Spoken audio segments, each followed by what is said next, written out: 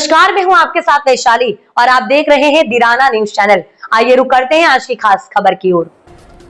नमस्कार दोस्तों, स्वागत है आपका हमारे चैनल पर। आज हम बात करने जा रहे हैं उत्तर प्रदेश की सियासत के उस बड़े चेहरे की जिनका नाम आते ही चर्चा गर्म हो जाती है। जी हां, हम बात कर रहे हैं समाजवादी पार्टी के कद्दावर नेता आजम खान की। करीब 23 महीने जेल में बिताने के बाद आखिरकार आजम खान आज सीतापुर जेल से रिहा हो गए। बाहर निकलते ही उनका पहला बयान सुर्खियों में छा गया। समर्थकों के बीच भावुक लहजे में उन्होंने कहा, पत्ता पत्ता बूटा बूटा हाल हमारा जाने ही। 2 साल की और 3 साल पहले मैं अलग था। बदला वहां आता है जहां मैंने किसी के साथ बुरा किया हो, लेकिन मैंने तो अपने दुश्मनों के साथ भी अच्छा बर्ताव किया है। उनके इस बयान ने सोशल मीडिया पर तुरंत ही हलचल मचा दी। समर्थकों ने खुशी की लहर दौड़ गई, वहीं विरोधियों ने इसे सियासी बयान करार दिया। जेल से बाहर निकलने के बाद कई तरह के चर्चाएं भी तेज हो गईं, खासकर ये सवाल कि क्या आजम खान अब बसपा का दामन थामेंगे। इस पर उन्होंने साफ कहा कि ये वही लोग बता सकते हैं जो अनुमान लगा रहे हैं। जेल में रहते हुए मुझे किसी से मिलने की इजाज़त तक नहीं थी। इसके अलावा आजम खान से जब अखिलेश यादव द्वारा केस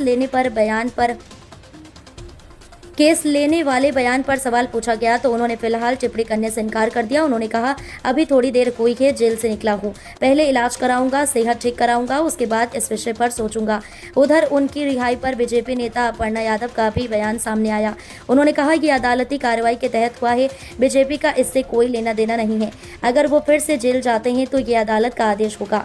दोस्तों, ये बात तो तय है कि आजम खान की वापसी से यूपी की सियासत में एक बार फिर हलचल मच गई है। अब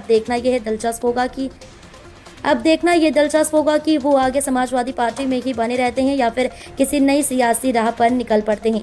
तो आप क्या सोचते हैं? आजम खान की वापसी सपा के लिए मजबूती बनेगी या फिर नए गठबंधन की शुरुआत? हमें कमेंट सेक्शन में ज़रूर बताइए। अगर वीडियो पसंद आए तो लाइक और शेयर, सब्सक्राइब करना ना भूलें। क्या कुछ इन दिनों में महसूस किया? पत्ता पत्ता बूटा बूटा हाल हमारा जाने है। अच्छा, एक अनुमान लगाया जा रहा है कि बसपा ज्वाइन करेंगे, इस तरह की अफवाहें पूरे प्रदेश में फैल रही हैं आपको लेकर। अब इस पर अभी कुछ कह तो सकता नहीं मैं। क्या अखिलेश यादव से किसी तरह से कोई बात हो पाई आपकी? जेल से बात नहीं हो पाती है। तो अब सियासत में किस तरह से आजम खान आएंगे? अभी तो इलाज करेंगे, अपना सेहत ठीक करेंगे, उसके बाद सोचेंगे क्या करना है। उनके बेटे अब्दुल्ला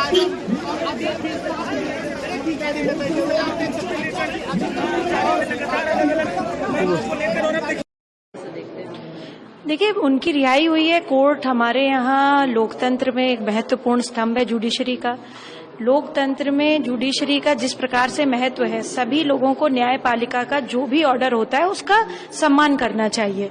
दूसरा भाव ये कहती हूँ कि बीजेपी का इसमें कोई लेना देना नहीं है। भारतीय जनता पार्टी ने ना उनको जेल में भिजवाया, ना उनको जेल से छुड़ाने का काम बीजेपी का है। ये कोर्ट का प्रोसीडिंग है, कोर्ट के तहत चलने दें। अगर वो छूट के आए हैं तो उनके अपने मुकदमे जो कोर्ट ने समझा होगा उनको रिहा करने का या बेल देने का, जो भी हुआ है। और अगर वो पुनः जेल जाएंगे तो भी वो कोर्ट का होगा, उसमें बीजेपी का कोई हाथ नहीं। लेकिन जिस तरह से लगातार समाजवादी पार्टी की तरफ से देखिए, विपक्ष का तो देखिए इस तरीके की बात ही कहना ये देश विरोधी बात है, क्योंकि court is the only institution in our country which is very federal in structure and very free.